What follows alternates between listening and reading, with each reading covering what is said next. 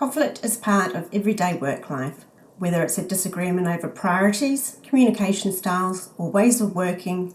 How we respond to conflict can make or break relationships. Handled well, conflict can spark new ideas and stronger collaboration.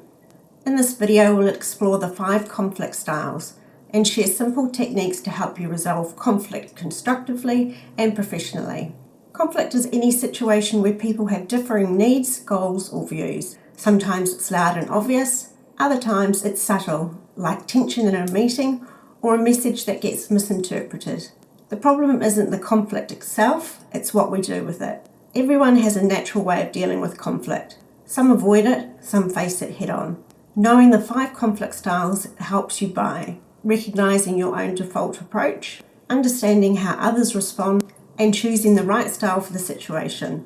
This awareness helps you manage conflict more effectively without damaging relationships. The Thomas-Kilmann model outlines 5 common conflict styles. They're based on 2 key behaviors: assertiveness, how strongly you express your need, and cooperativeness, how willing you are to meet others halfway. Let's break down each style. First, avoiding. Avoiders stay out of conflict altogether. This can be useful for small issues or cooling down, but if overused, it leaves problems unresolved. How to respond to avoiders. Be patient but persistent. Invite them into a safe, low-pressure conversation.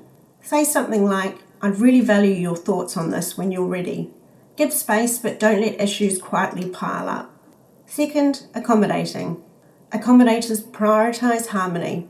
They say yes to keep the peace. This is helpful when the relationship matters more than the issue, but often they suppress their own needs. How to respond to accommodators. Encourage them to speak honestly. Ask, what would actually work best for you? Reassure them that the disagreement won't damage the relationship, and watch for signs of unspoken frustration. Third, competing. Competitors aim to win, often at the expense of others. This style can be effective in emergencies, but if overused, it creates resentment. How to respond to competitors. Stay calm and assertive, avoid escalating.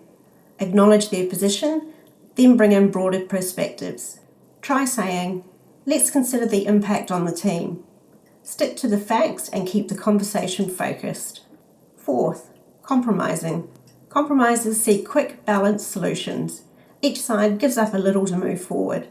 It's efficient, but sometimes neither party is fully satisfied. How to respond to compromises. Clarify what's negotiable and what's not.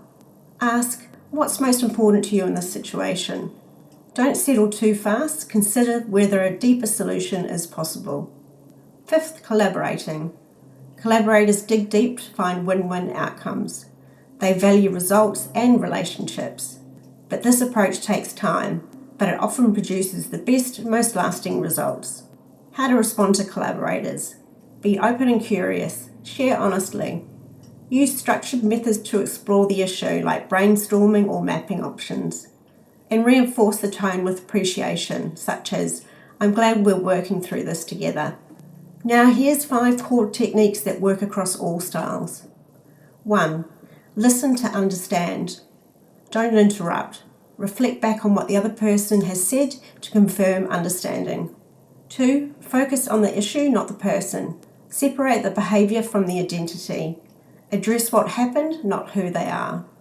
3. Use I statements. Say, "I felt overlooked when," instead of "you didn't care." 4. Find shared goals. Start from common ground. Ask, what do we both want from this? 5. Take a break if needed. If emotions escalate, step back. Regroup and return with a cooler head.